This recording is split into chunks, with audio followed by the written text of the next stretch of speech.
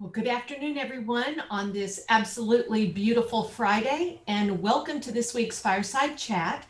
I'm Lisa Stearns, and I'm here with Dr. Tim Cross, our Senior Vice President. And today we'll be updating you on the latest information regarding COVID-19 cases within the university, the state of Tennessee, and across the country. And we do have a special guest today who'll be sharing her thoughts on what teaching and learning might look like post-COVID. So as usual, remember to keep your audio muted. Use the chat function in Zoom if you'd like to ask any questions. You can post your question publicly in chat, or you can send it privately to me. And a recording of this session will be made and posted to the UTIA coronavirus website. You can always find that link on our homepage at utia.tennessee.edu. So, Tim, good afternoon. How does the case count currently look for the university and statewide and even across the country? Well, good afternoon, Lisa. Thanks for kicking us off again. And let's hope that today is not in any way bad for those that are superstitious, since it is Friday the 13th. But, you know, looking out the window, how could it be a bad day? Beautiful fall day. So hopefully that bodes well for the future as well. Let me jump right in and talk just a little bit about our COVID data, because I'm really looking forward to getting to our guest today. So let me share my screen and we'll take a look at our slides as we have been for the past 3 or 4 years, it seems. Not quite that long. So how are we looking? Well, going to sound like a broken record once again. We're really much the same again as we have been for the past 3 months or so. We have seen this week a slight uptick in the number of positive cases among students, but among employees university-wide, we're really at virtually the same. Well, we are at the same level as last week and very similar to previous weeks as well. So in terms of active positive cases, quite low among employees, and still, I would say, modestly low among students too. And if we look at isolations, it really shows the same pattern overall. About 44 employees currently in isolation due to direct contact. And we're seeing right now about 400 students in isolation as well. If you look at the student data in particular, that seems to be trending up the last couple of weeks. And as we'll see in a minute, I think there's probably some good reasons why that's the case. We certainly don't want to see that increasing, but I think it's understandable and to some extent explainable as well. As far as our situation here in the Institute of Agriculture, our number of active positive cases also looks like it's certainly demonstrated a trend, an increasing trend over the last 4 weeks, from 1 case in late October to now 6 active cases here on the 13th of November. And while that trend doesn't look good, again, we're talking about very small numbers here. So I think we've managed, I say we, you have managed, faculty and staff and student employees have managed to keep our number of positive cases very low amongst our workforce. And our isolations, again, look much like we've just talked about, a trend upwards there from 10 or 11 cases over the past several weeks up to now 18 employees in isolation as of today. So we're certainly seeing some increases in our numbers, but I think the increases to this point are remaining very small, very low, and that's certainly positive news for us. And I think why that's positive is contrast that data with what we're seeing here, and this is the number of new positive daily cases in the U.S. And this chart just continues to show exponential growth, unfortunately. Weeks ago, we were talking about holding the number of cases under 50,000 per day, and now we're looking at yesterday, for example, more than 140,000 cases in a day. So clearly, there's widespread transmission of coronavirus taking place across the country, and this chart, I think, shows that very, very very graphically and very directly.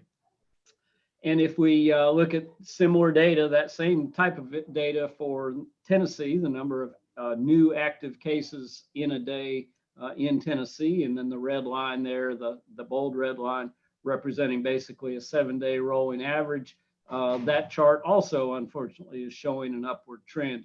A week ago, it looked like we might be plateauing, but certainly since then, we've seen several very large days of reports of new positive cases. So think back to our university data where we're seeing some modest increases at the campus and at the institute levels. Contrast that with what's taking place nationally and across the state. What's concerning, obviously, is that if the general population is growing in terms of the number of cases out there, the odds of transmission just are continuing to increase. And what that calls for is even a rededication by each of us to following the practices that have kept us at low levels up to now.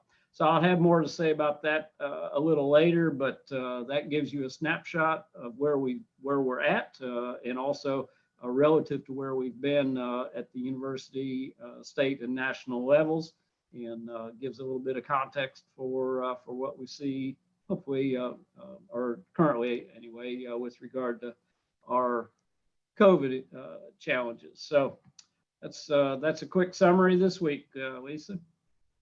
So thanks, Tim, and let's hope that our low numbers stay that way. As you said, using safety precautions, it's so important. So COVID obviously has changed many of our familiar processes that we've been used to pre-COVID, including how we provide education to our students and even our clients. And so today we have a special guest who I know you'd like to introduce. Yeah, and while she's a special guest, I also just told her she's also one of the family here in the Institute too. And for those of you that haven't met her before, I know you'll enjoy hearing from her today. Dr. Linda Martin, who is Vice President for Academic Affairs with the UT system, has agreed to join us today, and really pleased that she's made the time for us. Linda, for those of you that don't know her, is an animal science graduate. She has served in faculty and administrative roles at several land-grant universities, including Kansas State University, Oklahoma State University, and Ohio State University. So she is certainly a product of the land-grant system. She's knowledgeable of agriculture, knows the work we do and how we do it and why we do it. So that's why I say she is one of us. She's currently serving on the UT Extension Dean Search Committee. So she rolls up her sleeves and helps us out in many, many different ways. Linda recently made a presentation to a national organization, the Food Systems Leadership Institute, and some of the folks that we had in participation within that organization contacted me and said, you've got to ask Linda to come and share this on a fireside chat because our employees need to hear the message that she had to share. So I'm going to just stop my remarks right there. I'm going to turn it over to Linda and say thanks for joining us today. Linda, if you would, go ahead and share your screen when you're ready and share with us your thoughts about rethinking the teaching and learning mission in a post-COVID-19 world. Well, thanks, Tim, and thanks to everybody. And as Tim mentioned, this was really prepared for a national presentation. And so what I've done in preparation for today is to go back and put in some UT kinds of comparisons, and then we can, in questions and answers, really focus on questions that you might have relative to UT. But my charge for the presentation was to talk about the impact of the pandemic on the teaching mission, what's the shifting landscape, where are our pressure points, and then how will teaching and learning change after COVID. And so I'm a person that always views challenges as opportunities, and really COVID is no exception. And I believe that if we come out of the pandemic going back to the way that we've always done it, we've really missed an opportunity to redefine higher education and to become more forward-thinking and learner-ready institutions. And so this is a chance to really design our post-pandemic destiny. And institutions who are able to do that are going to thrive, and those that won't may not survive. And so we have to become bold, unconventional, nimble, entrepreneurial, and curious. And then above all, I think we need to be willing to try new things and have the courage to fail, which doesn't always happen in higher ed. But I think the opportunity is there and the time is now. And so looking forward, I think there's a real chance to make a difference. In spring of 2020, as everybody knows, higher education turned on a dime. And we faced a challenge that few had anticipated. In a matter of days, we closed our door and went fully online. In 2018, only 35% of undergraduates had taken an online course. And in a matter of days, 35% went to 100%. And while the shift required very thoughtful short-term action, what it did is it illuminated the need for lasting change and an urgency to develop long-term solutions. And I would say not just in teaching and learning, but in teaching and learning very broadly defined in terms of extension education as well. And research in very different ways needed to respond to the pandemic. So with the intersection of the ensuing financial crisis, as well as social unrest, turbulent political climate, uncertainty of the pandemic, it really illuminated the need to reimagine higher education. And so today I'm going to present just some food for thought. I'll probably raise more questions than I'll answer, but hopefully there'll be a lot of good discussion that follows up as a result. As I indicated, the changes from fall of 19 to 20 were dramatic, and while they seem to happen, the changes happened overnight, the effects will likely last generations. And so the impact of the pandemic and our response to the crisis will continue to affect how the public views higher education, the confidence our students have in our ability to provide quality educational experiences, and the perceived value of a higher education. And I would say also the perceived value of the information that we deliver. So if we look at undergraduate education in particular, most four-year institutions did not see a dramatic decrease in the fall of 2020, and that was a little surprising. We anticipated that we would see much greater decrease in enrollment. And in general, those students who were with us in spring of 2020 returned in the fall. This wasn't the case for our two-year institutions, which experienced a decline in enrollment of nearly 9%. And it was perhaps influenced more by affordability than any other single factor. And this is important for UT because at UTK, about half of our transfer students come from two-year institutions, and in our other UT campuses, about 2/3 of all of our transfer students come from two-year institutions, most of whom come from institutions within the state. And so that's a concern as we look forward. About 50 to 75% nationally of our transfers come from two-year institutions to four-year institutions. And so that pipeline is really important. The real story is what happened to our incoming first-year students. COVID had a far different impact. Public four-year institutions had a decrease of nearly 14% in incoming freshmen, and public 2 years, nearly 23%. And even more troubling, a lot of the national experts are predicting that these students may not likely re-engage with higher education, and that they have been out in jobs that perhaps are supporting families. And many are reporting that they don't see the value that they once saw in pursuing a college degree. Of the over 4,000 institutions nationwide, 40 are public, 40% are privates, and about 20% are for-profits. And about half of the 800 private institutions have fewer than 1,000 students. So what we're going to see is that many institutions struggled prior to COVID, but given COVID, a lot of them are going to close their door or look for opportunities to partner.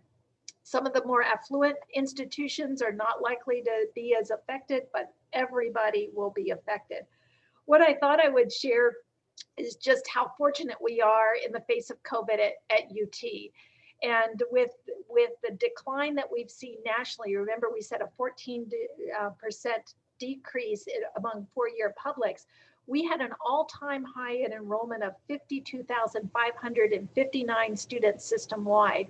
And we had a slight decrease at UTC and UTM, probably more due to the application deadline, and an all-time record freshman enrollment of just one short of 8,000 students. And that's remarkable because nationally, that number was a 14% decrease, and we had an all-time record high.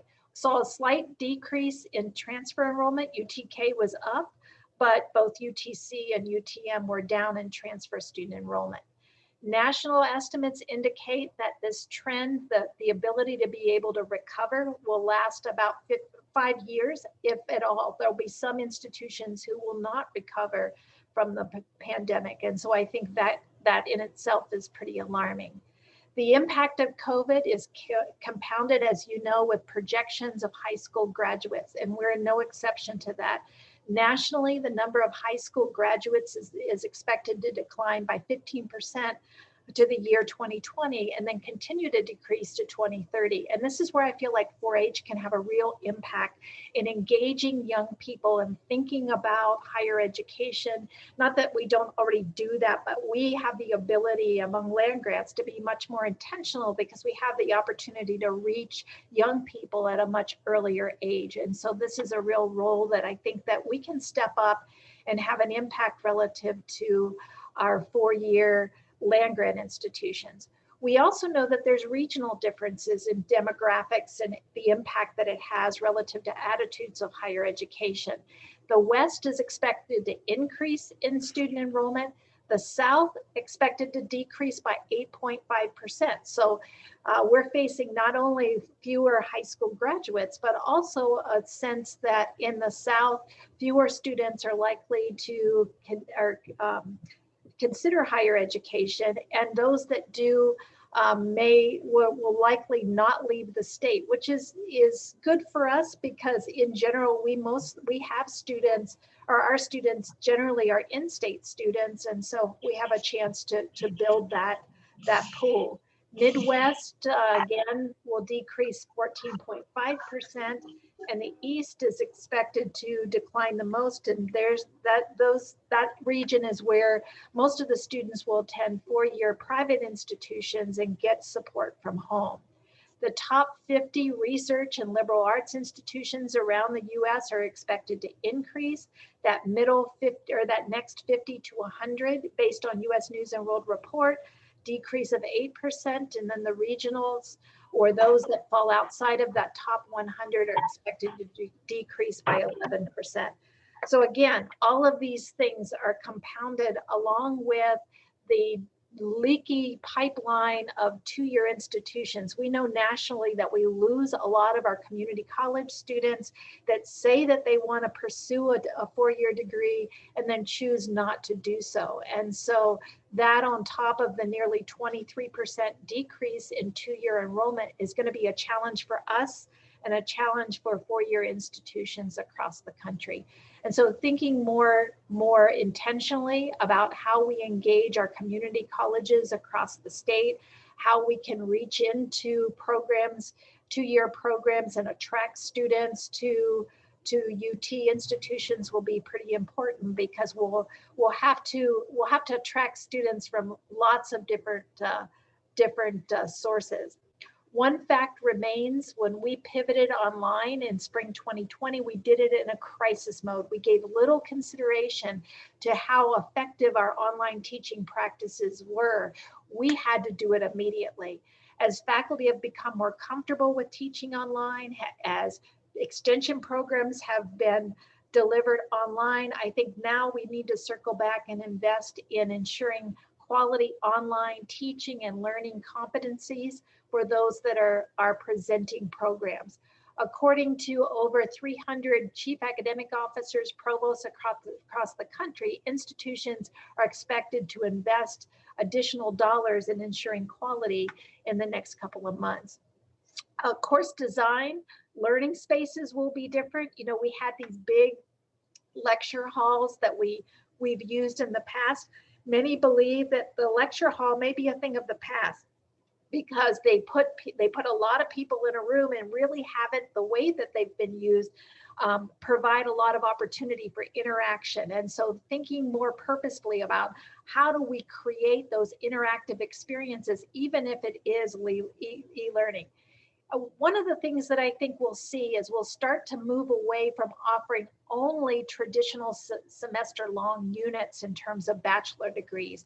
And we really need to start thinking about more certificates, stackable credentials, non-credit work, variable length courses, and education for working professionals. And I think this is the real exciting component for extension, because this is your space. This is an area where you excel and you have the opportunity to think about how does this fit in with the credit-bearing coursework that our students do, and how can we credential life experience kinds of opportunities so that we can earn those, so that learners can earn their degree. We must find ways to credential expertise learners have developed on their own, and provide soft skills certification in areas like teamwork, communication, and entrepreneurship. We must stop measuring student success by graduation rate alone and begin recognizing that not all learners come to us with the goal of earning a degree. We should use the pandemic as an impetus for disaggregating traditional 4-year and 2-year degrees and break down academic offerings into stackable micro credentials. And I know a lot of people are saying, that will never happen. Now's the time for that to happen. And I think if we don't use this opportunity, if we don't take advantage of that, I think we need to design what makes sense. What do our students want? What do our learners want? Not just our traditional age students. And let's offer what our learners want and do it in a way that is in units that can be meaningful to them. Google recently announced that they would be offering career certificates or certifications, and many of the top employers around the country have now said that they will honor the Google certifications in lieu of a college degree. So we have competition that we've not had before, and perhaps it's just a matter of time until enrolling in an educational certification program is easy as adding something to your Amazon cart. In any case, just a couple of things that we've learned. I think it's important. What have we learned about the pivot, the pandemic, our teaching?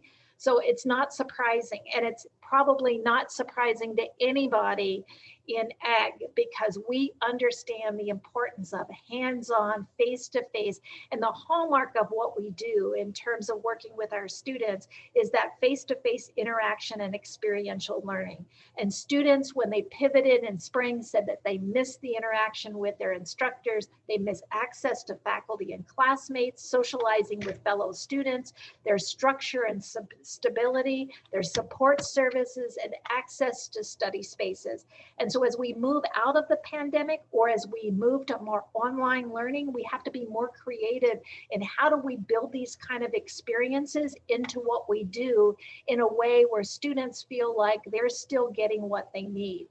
In general, when we made the rapid transition in the spring, students were dissatisfied with that transition, and they had a difficult time navigating online tools and experiencing challenges accessing student learning or online learning materials.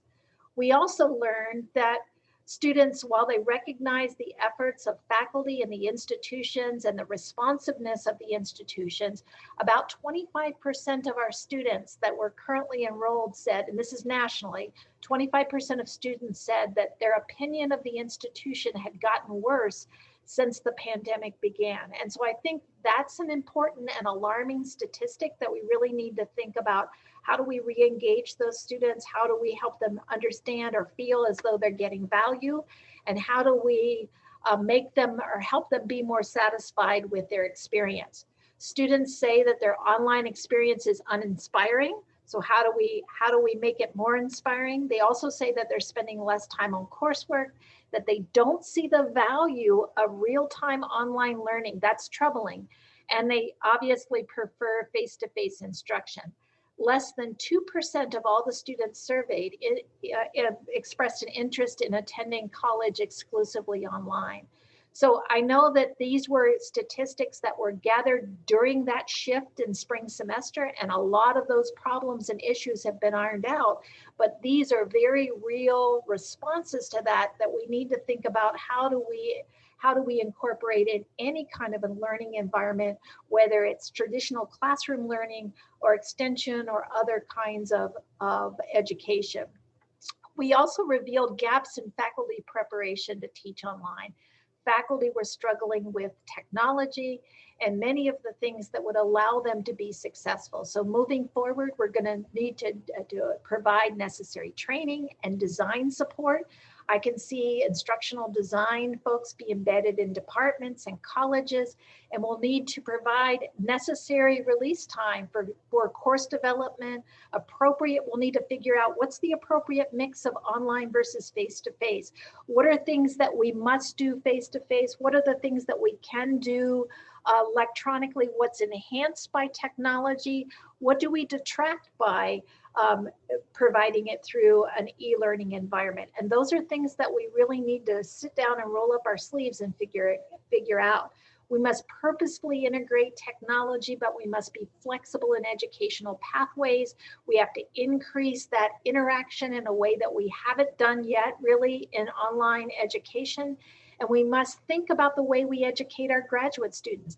This is the world that they're going to be entering. So we need to be more attentive to helping them develop the skills in terms of inclusive teaching experience. We must foster teaching entrepreneurship, encourage innovative and engaging instruction. We have to embrace bold and thoughtful pedagogy, and we have to create safe places for faculty to experiment and to learn from their failures. And this, again, is not always something that we've done well in higher ed.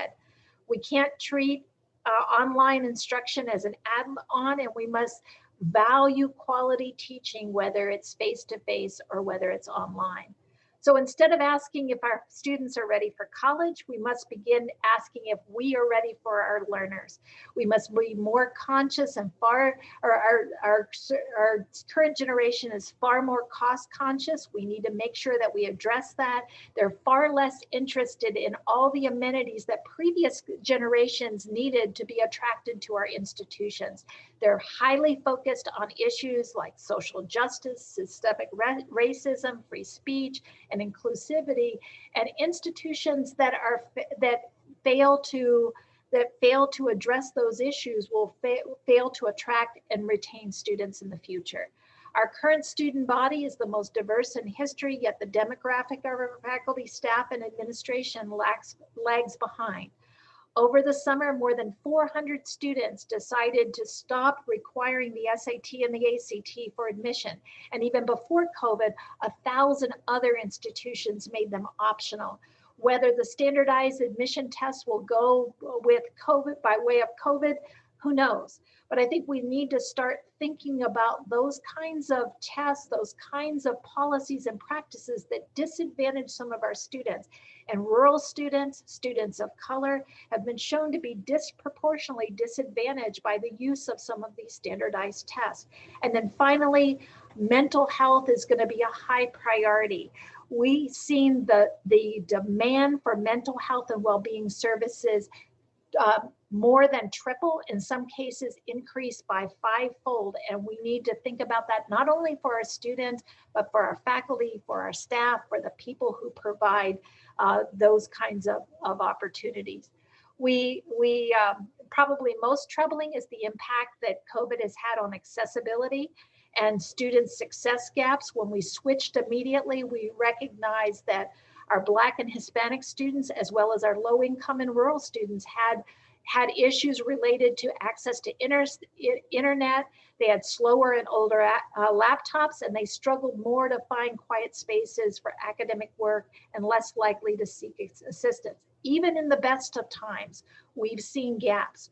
We know that our retention for Black and Hispanic students has been improving over time, but while we've made improvement in graduation rates, Black students, graduation rates for Black students is only 2/3 of that of their white counterparts, a gap that is expected to widen with the pandemic. Historically, graduation rates for Pell eligible students have fallen far below their non-Pell eligible counterparts. Pell eligible students at four-year public institutions are 16.4% less likely to graduate. Again, a gap that's expected to widen with the pandemic. And food insecurity, while important for all students and is prevalent across all institutional types, it's much greater concern for non-white students than all other groups, and it's going to be exacerbated by the impact of COVID. Also, the way that our students experience the other impacts of COVID. And while we can't ignore that it's taken a disproportionate toll on marginalized student populations and economically disadvantaged students, racial and ethnic minorities. The death per 100,000 people, for example, is 2.4 times higher for Blacks than for whites, meaning that not only do our traditionally underserved students graduate at a lower rate, COVID has added a dynamic for which our students of color are experiencing the impacts of COVID in a very different way. For many of our students, college is the only way that they're able to ensure their basic needs are met. And so decisions, for example, to send students home at Thanksgiving break assumes that our students have safe places to go or for which to return, and that they have adequate food security. And as a result, many of our most economically challenged students have traditionally remained on campus during breaks and are not able to do so. And so making sure that they're able to meet those needs is going to be really important. And that said, we must all be engaged in the solution because there are no easy answers. Finally, if we're to increase the number of students who earn degrees, we must address the systematic inequities that prevail in higher education and in our communities. Students are highly focused on issues like social justice, systemic racism, and inclusivity, and we must address those issues on the campuses, or we will fail to attract students in the future. Doing nothing is not an option. Faculty must be trained in equity-focused pedagogy and teaching, and institutions must eliminate systemic inequities of all kinds in policies and procedures across all learners. So bridging the accessibility and student success gaps will require institutions to examine all aspects of the way that they interact with students and learners, from recruitment, admissions, retention, and student support services to recognize student success. So I'll conclude, and I would appreciate if anybody has thoughts, but just to say that it's important work. And if it were easy, anybody could do it. But there's little doubt that we need to make change, and that kind of change will take courageous leadership and unfailing persistence. And so I'd be interested to hearing what you have to say relative to anything that you've observed or other feedback. And I'm trying to figure out how to now end my screen share. And maybe you can take it over. I'm having the same problem again. So yeah, I'll try to start sharing myself. Okay. Are you able to do that?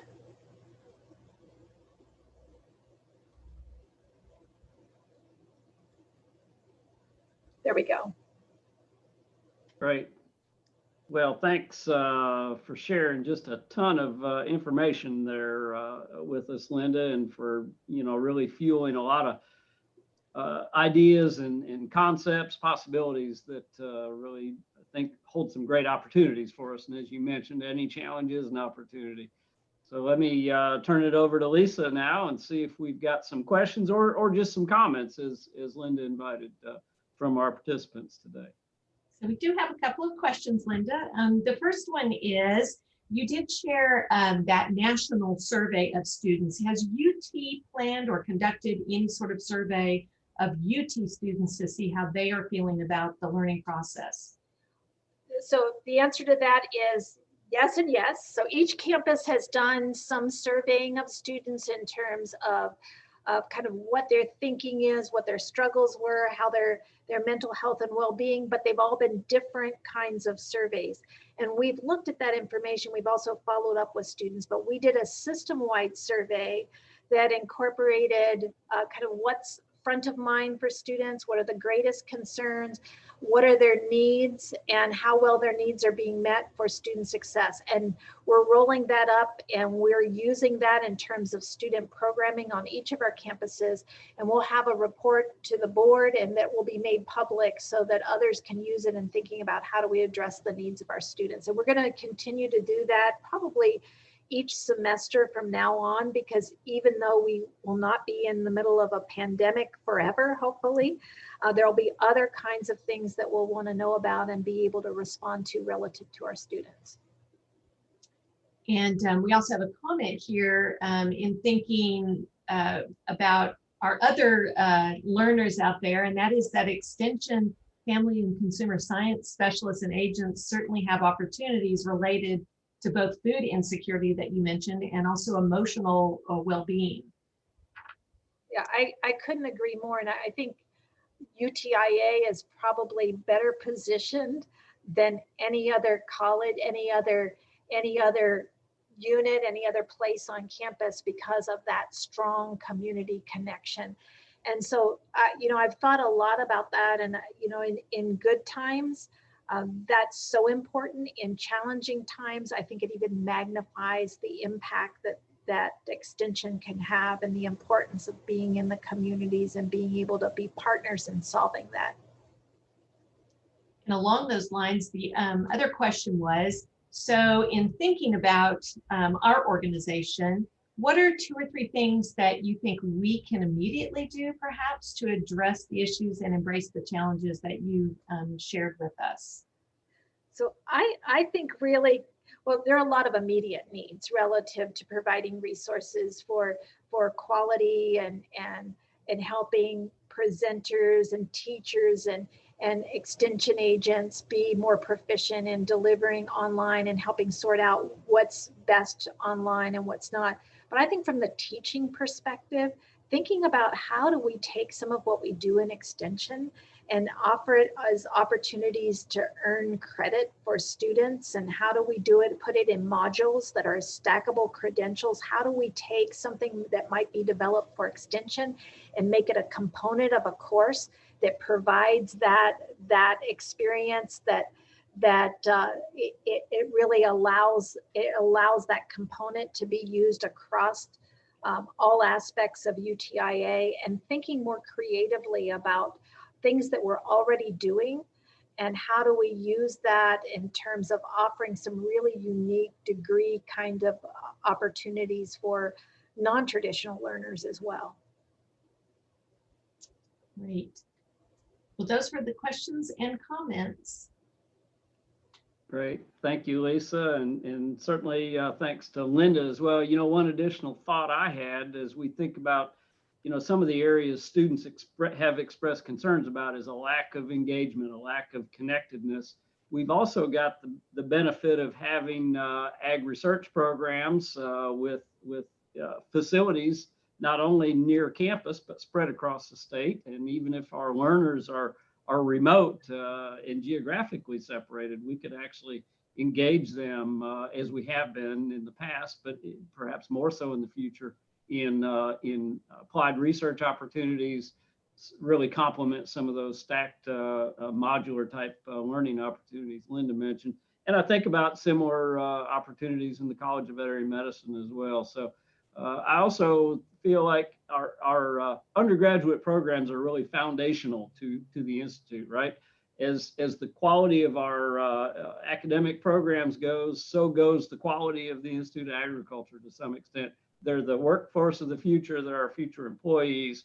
So this is one where I think we've all got to pull together. We've got to really help one another, help our learners. And I think, Linda, you really illustrated many great ideas to think about as we embrace the opportunities for the future. So I really appreciate Dr. Martin taking the time this afternoon. She's got an extremely demanding schedule, but it's been great to have her with us. And as I told you before, she's part of our family, and you can tell the depth of her knowledge and understanding of what we do each and every day. And that's so helpful to us. So Linda, thanks again for joining us today. And Tim, if I could just make one comment, and that's I would challenge anyone. If you have a really unique idea and you say, I don't know that this will work, or we tried this before and it didn't fly, those are exactly the kinds of things I like to hear, because I want to think about what's the right thing to do, and then let's remove the barriers to make them happen. So if I can be of help, if I can be of assistance, please let me know. Great. So you heard it, folks. Let's share some ideas with Linda. And just because it hasn't been possible before, let's not rule it out. Let's think out of the box. So good. Well, let me, Lisa, I'll just make a few sort of wrap up remarks and turn it over to you once again. And where I want to wind up today is really thinking back to where we started as well. And that is the data that we looked at, the number of cases. And I know that every one of us is experiencing COVID fatigue in many, many different ways. But in spite of that, now is sure not the time to let up on what are all of our efforts to stay safe and to stay healthy. So let me just give you another reminder and a plea. Keep wearing your masks, continue washing your hands frequently, stay home when you're sick, and continue to stay socially distant. And remember, those things really don't just apply at the workplace. We've got to practice those same things in all aspects of our lives. Now, clearly, when we're in our own home with our own immediate family, that's a different matter. But let's keep one another safe by following those practices anytime and every time that we can. Your dedication here is really what's made the difference thus far, and it will help to ensure that we keep our cases low, even while we see national and state trends as we looked at earlier. So that's my plea today. Don't give in to COVID fatigue. Stick with it. Do your part and do your best. And if you'll do that, we'll all benefit as an institute. And I know we'll all prosper as a result. So with that, let me just say, and enjoy this beautiful fall weather. I hope each of you have a great weekend.